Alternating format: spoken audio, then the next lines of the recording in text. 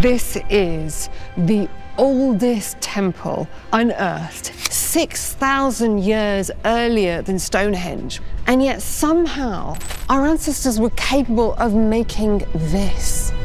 This is Göbekli Tepe.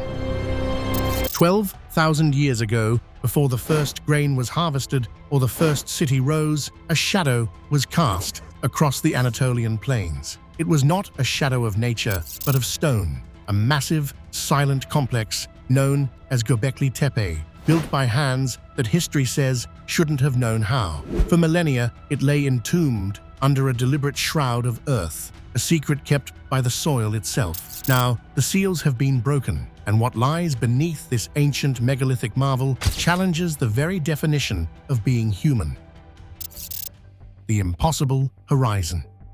The discovery of Göbekli Tepe did not just move the needle of history, it shattered the compass entirely. Before the first shovel hit the dirt on this dusty Turkish hillside in 1994, the narrative of human progress was linear, comfortable, and predictable. We believed that humans first tamed the land through agriculture, which led to settled villages, which eventually allowed for the surplus labor necessary to build temples and complex societies. This was the Neolithic revolution, a slow, logical climb towards civilization. But Göbekli Tepe stands as a 12,000-year-old contradiction to everything we thought we knew about our own evolution. When carbon dating first revealed that the site's oldest layers reached back to 9,600 BCE, the archaeological community was gripped by a profound sense of unease. This date places the construction at the very end of the last ice age, a time when the world was inhabited by small,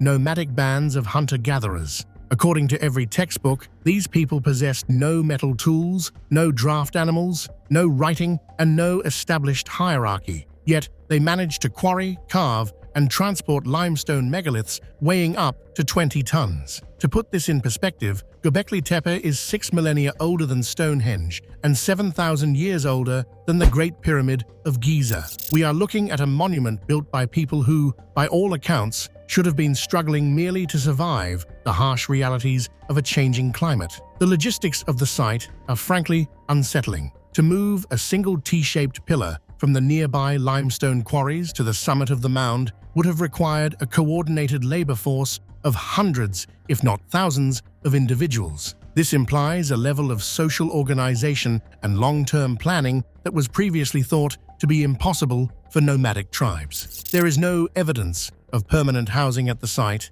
no hearths, and no nearby water source. This suggests that Göbekli Tepe was a destination, a cathedral in the wilderness, where disparate groups gathered for a singular, monumental purpose. The geological reality of the plateau itself adds to the mystery. The limestone used for the pillars was extracted using nothing more than flint and wood, a process that would have taken months of grueling, rhythmic labor for every single stone. As we look across the horizon of the Anatolian plateau, we are forced to ask, what could possibly motivate a primitive people to abandon the hunt and dedicate their lives to moving mountains? The answer doesn't lie in the search for food, but in something far more abstract and perhaps far more frightening. We are witnessing the moment where the human mind first became obsessed with the monumental, the eternal, and the divine. This was not a slow transition, it was an explosion of culture that occurred in a vacuum, a sudden leap in capability that remains one of the greatest black swan events in the history of our species. The horizon of our past has been pushed back so far that the figures moving within it are now shrouded in a darkness we are only just beginning to pierce. How did people without wheels or metal move the weight of mountains? The faceless sentinels. As one descends into the excavated pits of Göbekli Tepe, the scale of the architectural ambition becomes secondary to the chilling atmosphere created by its inhabitants. The circular enclosures are dominated by twin T-shaped pillars standing at the center, some reaching heights of 5 meters. To the casual observer, these are merely limestone supports, but upon closer inspection, the unsettling reality of these stones reveals itself. They are not objects, but entities. These pillars are highly stylized, anthropomorphic figures, giant, faceless beings frozen in stone for over 100 centuries. The anatomy of these sentinels is precise and deliberate. Along the narrow edges of the pillars, archaeologists have identified carved reliefs of human arms that bend at the elbow, with long, slender fingers reaching around to the front of the body. They meet just above a belt, which is often adorned with a loincloth made of fox skin. They wear necklaces and strange, U-shaped pendants. They have shoulders, chests, and waists. They possess every attribute of a human being except for one vital feature, a face. The horizontal block at the top of the T-pillar represents the head, yet it is a blank, featureless slab. By omitting the eyes, mouth, and nose, the builders created a sense of the divine uncanny, beings that are human-like but clearly belong to a realm beyond the mortal. This facelessness is a psychological masterstroke of the Neolithic mind. In a world where every human interaction was defined by facial recognition and social cues, these pillars stood as a silent, unblinking presence. Standing in the center of the enclosure, a visitor is surrounded by a ring of smaller pillars, all facing inward toward the two central giants.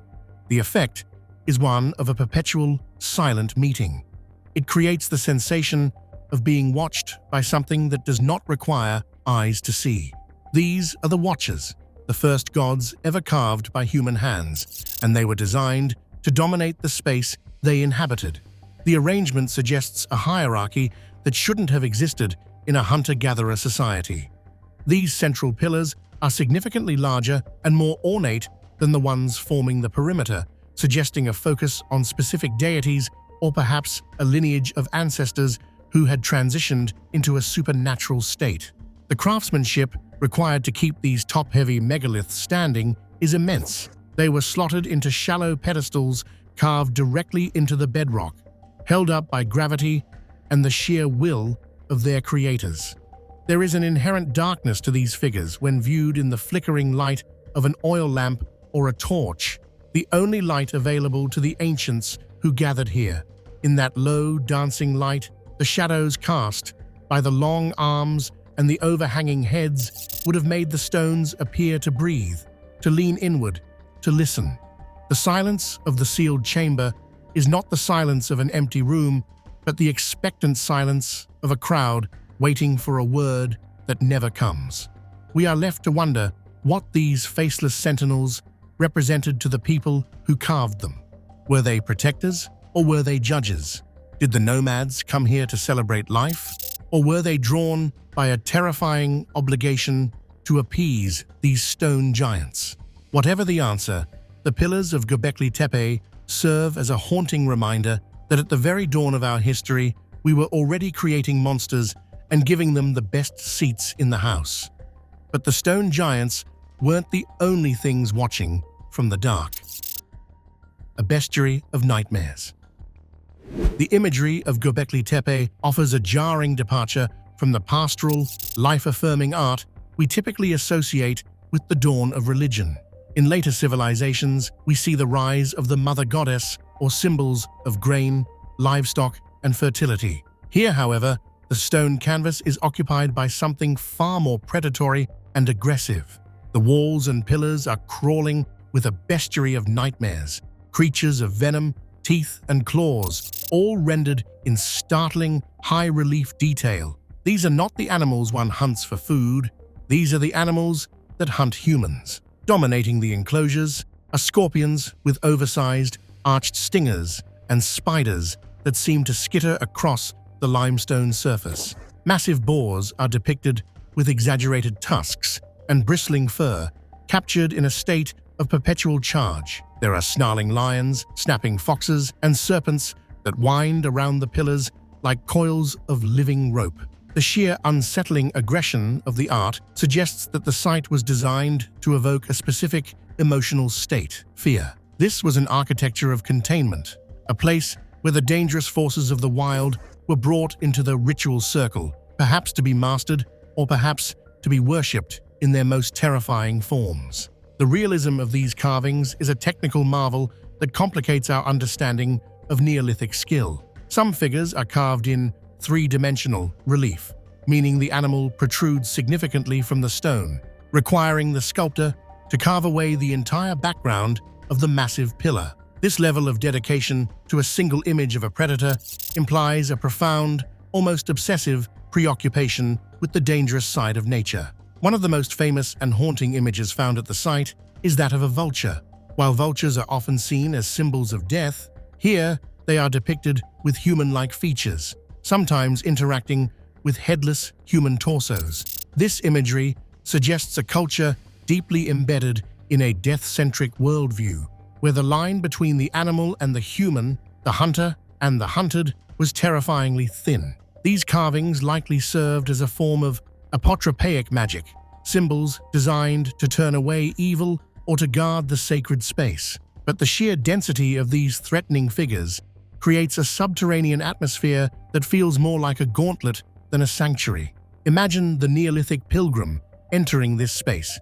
They would move through a narrow entrance, descending into a pit where the firelight made the stone scorpions seem to twitch and the lions seem to growl. The iconography is a map of the ancient psyche, revealing a world where the natural environment was not a resource to be exploited, but a spirit realm to be survived. Furthermore, the lack of peaceful animals like gazelles or cattle, which we know the builders ate, is telling. The exclusion of the mundane in favor of the monstrous suggests that Göbekli Tepe was a specialized zone for dealing with the supernatural. It was a place where humanity confronted the other. These beasts were the guardians of the threshold, the sentinels of a world where nature was raw, red in tooth and claw, and entirely indifferent to human life. By carving these nightmares into the very bones of the temple, the builders were making a statement about their place in the universe. They lived in a world of predators, and their gods were just as dangerous as the beasts outside the walls. If the walls were a warning, the floor held the evidence. The House of Skulls. If the carvings on the pillars represent the gods and the beasts of the Neolithic mind, the material found beneath the floorboards reveals the harrowing reality of their mortal rituals. As archaeologists sifted through the fill of Gobekli Tepe, they expected to find the typical refuse of an ancient camp: discarded tools, charcoal, and animal bones. What they found instead was something far more macabre. Mixed among the debris of thousands of prehistoric meals were fragments of human bone, and specifically human skulls that bore the marks of a ritualistic treatment so specific it has redefined our understanding of the skull cult. This is the physical heart of the Unsettling narrative, a place where the living and the dead were in constant, visceral contact. The forensic analysis of these skull fragments reveals a story of intentional post-mortem modification. These were not the remains of people buried and forgotten. These were remains that were curated. Detailed microscopic examination has shown deep, purposeful grooves carved into the bone with flint tools. In some instances, holes were drilled into the top of the skull, suggesting they were once suspended by cords, perhaps dangled from the very T-pillars that stand as faceless sentinels in the center of the enclosures. The marks are too precise to be the result of scavenging animals. They are the work of human hands, performing a ritualized processing of the deceased.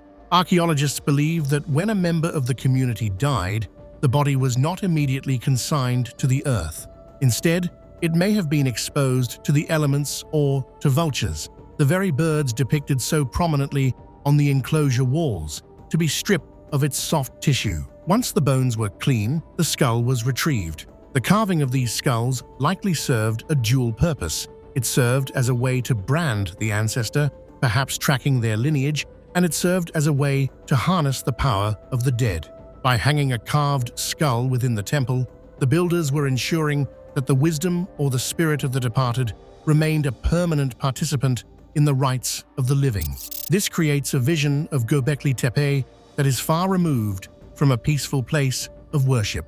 Imagine the sensory experience of a ceremony within these stone circles. The air would have been thick with the smell of roasted meat from the massive feasts used to fuel the labor force, mixed with the metallic tang of blood and the earthy scent of the limestone dust. In the flickering light, one would see not just the snarling stone predators, but the actual remains of the ancestors, swaying from the pillars, their carved grooves catching the shadows. It was a theater of the macabre, designed to bridge the gap between the world of the living and the world of the spirits. The unsettling nature of these finds lies in the lack of normal burials. At other Neolithic sites, we find skeletons tucked under the floors of houses in fetal positions, suggesting a desire to keep the dead close and cared for. At Gobekli Tepe, the dead are fragmented, modified, and scattered. There is a sense of secondary mortuary practice that feels alien to modern sensibilities, a process where the human body is treated as a raw material for spiritual architecture. The skull was seen as the seat of the soul, and by drilling, carving, and displaying it, the people of Göbekli Tepe were attempting to exert control over the afterlife itself. This cult of the skull suggests that the transition to civilization was not sparked by a newfound love for one's neighbor or the peace of the farm, but by a terrifyingly complex obsession with death and the supernatural. The bones tell us that this site was a focal point for a massive regional network of people who traveled hundreds of miles to participate in these grim rituals. They were drawn by a shared belief system that required the physical presence of the dead to validate the power of the living. As we uncover more of these fragments, the sealed chamber begins to look less like a temple and more like a massive communal reliquary, a place where the ancestors were kept on a short leash, bound to the stone giants by flint-carved grooves and suspended by rope in the dark.